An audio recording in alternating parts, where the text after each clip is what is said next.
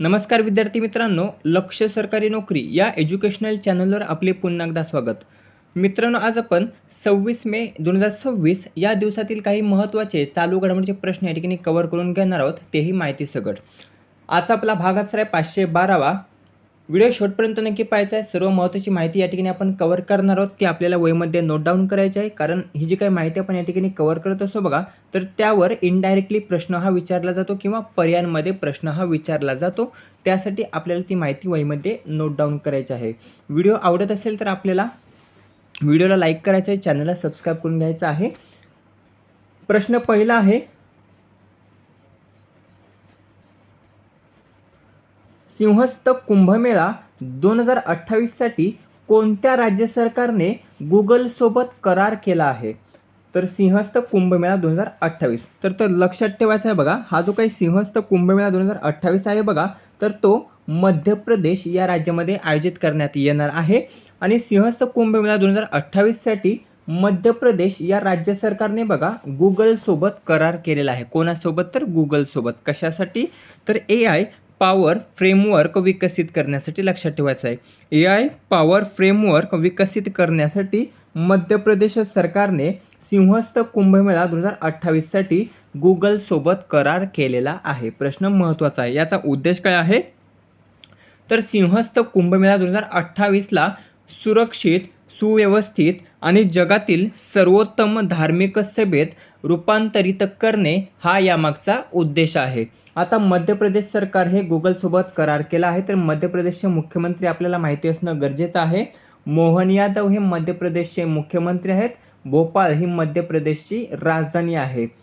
आता हे जे काही सिंहस्थ कुंभमेळा आहे बघा 2028चा, याचं आयोजन किंवा स्थळ कोणतं असणार आहे? तर शिप्रा नदी तीरावर याचं आयोजन स्थळ असणार आहे. कोणत्या ठिकाणी? तर उज्जैन या ठिकाणी याचं आयोजन स्थळ असणार आहे. दुसरा प्रश्न आहे, महाराष्ट्रातील पहिले पाण्याखालील संग्रहालय कोठे विकसित करण्यात येत आहे? तर महाराष्ट्रातील पहिले पाण्याखालील संग्रहालय जर आपण पाहिलं तर ते बघा पर्याय ड, वेंगुर्ला सिंधुदुर्ग. वेंगुर्ला सिंधुदुर्ग या ठिकाणी बघा महाराष्ट्रातील पहिले पाण्याखालील संग्रहालय हे विकसित करण्यात येत आहे. आता वेंगुर्लामध्ये कोठे?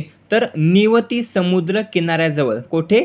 निवती समुद्र किनाऱ्याजवळ हे विकसित करण्यात येत आहे वेंगुर्ला सिंधुदुर्ग या ठिकाणी. यासाठी एक युद्धनौका वापरण्यात येणार आहे. तिचं नाव आहे बघा INS गुलदार. INS गुलदार ही युद्धनौका त्यासाठी वापरण्यात येणार आहे. तिने एक विशिष्ट सेवा बजावल्यानंतर बघा ती निवृत्त करण्यात आली आणि हीच भारतीय नौदलाची निवृत्त युद्धनौका INS गुलदार ही समुद्रामध्ये 22 फीट खोलीवर, किती? 22 फीट खोलीवर बघा तैनात करून हे संग्रहालय विकसित करण्यात येत आहे. या ठिकाणी स्कुबा डायव्हिंग आणि पाणबुडी या दोघांचे म्हणजेच पर्यटनाचे प्रमुख आकर्षण केंद्र हे बनणार आहे, जे महाराष्ट्रातील पहिले पाण्याखालील संग्रहालय असणार बघा वेंगुर्ला सिंधुदुर्ग या ठिकाणी. प्रश्न तिसरा आहे, भारत आणि इटलीने 2027 हे वर्ष काय म्हणून घोषित केले आहे? तर भारत आणि इटलीने 2027 हे वर्ष जर आपण पाहिलं तर ते पर्याय ब, संस्कृती आणि पर्यटन. संस्कृती आणि पर्यटन म्हणून बघा 2027 हे वर्ष भारत आणि इटलीने घोषित केलेले आहे. आता घोषणा याची कोणी केलेली आहे? तर भारताचे पंतप्रधान आणि इटलीचे पंतप्रधान दोघांनी याची घोषणा केलेली आहे. दोघांचे पंतप्रधान लक्षात घेऊया. नरेंद्र मोदी भारताचे पंतप्रधान आहेत आणि इटलीचे पंतप्रधान आहेत जॉर्जिया मेलोनी. मेलोडी चॉकलेट लक्षात ठेवायचं आहे. यांनाच नरेंद्र मोदी यांनी बघा गिफ्टमध्ये मेलोडी चॉकलेट दिलं होतं. तर घोषणा केलेली आहे नरेंद्र मोदी आणि इटलीच्या पंतप्रधान जॉर्जिया मेलोनी यांनी. स्थळ कोणत्या ठिकाणी? तर नवी दिल्ली या ठिकाणी याची घोषणा करण्यात आलेली आहे. उद्देश काय आहे? तर दोन्ही देशांमधील सांस्कृतिक संबंध, पर्यटन, सहकार्य आणि जनतेमधील परस्पर मैत्री मजबूत करणे हा यामागचा उद्देश आहे. इटली, थोडीशी माहिती पाहूया. राजधानी काय आहे इटलीची? रोम ही इटलीची राजधानी आहे. पंतप्रधान आहेत जॉर्जिया मेलोनी. राष्ट्रपती कोण आहेत इटलीचे? तर सर्जिओ मेटेरेला. सर्जिओ मेटेरेला हे इटलीचे राष्ट्रपती आहेत. हे लक्षात ठेवायचं, विचारलं जाऊ शकतं. चौथा प्रश्न आहे, UN military gender advocate of the year पुरस्कार 2025 हा कोणास प्रदान करण्यात आला?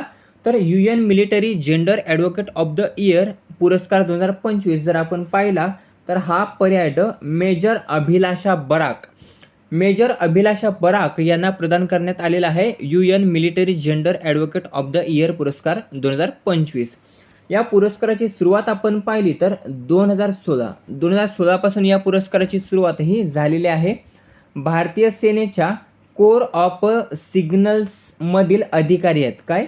भारतीय सेनेच्या कोर ऑफ सिग्नल्स मधील अधिकारी आहेत या मेजर अभिलाषा बराक, ज्यांना हा पुरस्कार प्राप्त झालेला आहे. 5वा प्रश्न आहे, युवा नागभूषण 2025 हा पुरस्कार कोणास प्रदान करण्यात आला? तर पर्याय अ दक्ष खंते. दक्ष खंते यांना युवा नागभूषण पुरस्कार 2025 हा प्रदान करण्यात आला आहे. 6वा प्रश्न आहे, बिग बॉस मराठी 6ची विजेती किंवा विजेता कोण ठरलेली आहे? याचं नाव आहे पर्याय ब तन्वी कोलते. तन्वी कोलते ही बिग बॉस मराठी 6 किंवा 6ची विजेता ठरलेली आहे. प्रश्न आहे 7वा, जागतिक फुटबॉल दिवस कोणत्या दिवशी साजरा करण्यात आला? तर 25 मेला जागतिक फुटबॉल दिवस हा नुकताच साजरा करण्यात आला आहे. 8वा प्रश्न आहे, नाटो परराष्ट्र मंत्र्यांची बैठक ही कोठे आयोजित करण्यात आली होती?